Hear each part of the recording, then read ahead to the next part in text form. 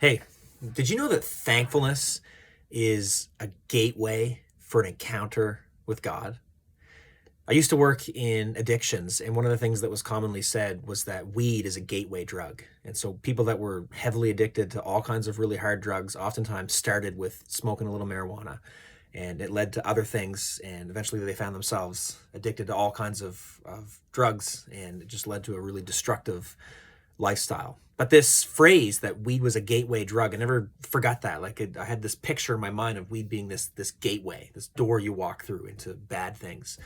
And did you know that on the flip side, thankfulness is the gateway, the door that you go through to an experience or an encounter with God?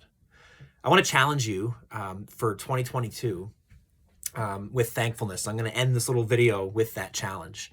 But it comes from Psalm chapter 50. And I want to encourage you to go ahead and read Psalm chapter 50. It's a really powerful psalm. And I'm just going to share a couple things from it, and then I'll end with this challenge for 2022. And I'm inviting you to join me on this challenge. It's something I'm going to be doing for 2022. But in Psalm 50, the first 6 verses set up the why behind why God is the judge of the world. It shows God as sovereign, as all-powerful, as king, as Lord, as majestic. And then there's a couple different categories of people God speaks to in this psalm. And so in verses 7 through 15, God speaks to his people, the church. And then in verse 16 through 22, God speaks to the wicked, those that would reject God. They want nothing to do with him. And then in verse 23, there's this summary, this conclusion. And 2 times through this psalm, God strongly emphasizes thankfulness. And so in that first section, verses 7 through 15, where God is speaking to his people, he's talking to them about the fact that they bring him sacrifices on a regular basis. And so this is Old Testament. This is back in the days where the Jewish people would regularly bring sacrifices, animal sacrifices to God: bulls, sheep, goats, doves. And God was saying, you bring these things, and that's great, but you're missing something. The people had gotten this idea in their mind that they were bringing something that was theirs and they were offering it to God. And so now they did their religious duty, and God now owed them something.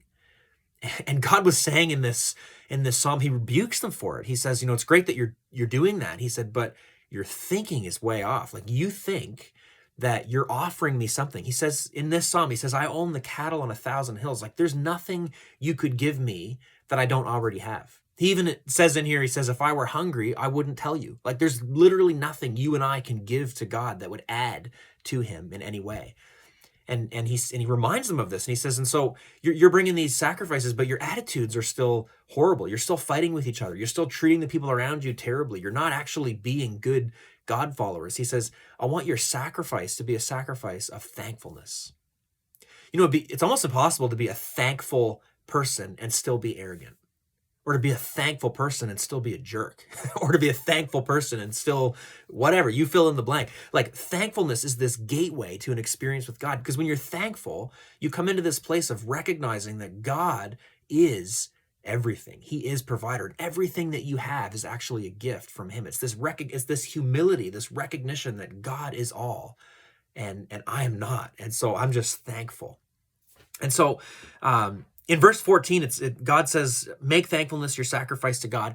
And then right after verse 14, verse 15 says this. It says, then call on me when you're in trouble and I will rescue you. And so God is saying, for one, he wants a relationship. He doesn't want just us to do the duties, of like going to church and maybe giving money to the church or to people in need or volunteering. Like those things are good, but it can't stop there. He says, I want more. I want your heart. I want you. But he's also saying, like, thank me before you experience the victory. Maybe you're watching this and things just suck. Maybe you're battling addiction yourself, or maybe you've got a loved one who's severely battling addiction, or maybe you've just experienced a death in the family, or maybe you've got financial troubles that are absolutely crazy, or maybe you've just gone through a really horrible breakup or divorce or whatever it is. That God is saying, like, bring me thankfulness. I think sometimes we get this idea in our head, well, if I go to church, then God should bless me. Or if I give money, then God should bless me. Or if I do these good things. And God is saying, like, there's nothing that you can give that would ever earn that. But he's saying, make thankfulness your sacrifice. And if you and I can get ourselves into a place where we're just thankful to God for who he is, and we find ways to thank him, even in the midst of a mess, we will encounter him. That's the desire. The whole psalm ends. Verse 23 says, but giving thanks is a sacrifice that truly honors me. If you keep to my path, I will reveal to you the salvation of God. And so the challenge I want to give you for 2022, I would encourage you every day, this is something that I'm going to do, join me in finding something to thank God for in every day of 2022. Whether it's a journal entry or a prayer that you offer to God, find something that you can thank God for every single day throughout the year of 2022. May the peace of Christ reign in your heart, and may you encounter God in 2022.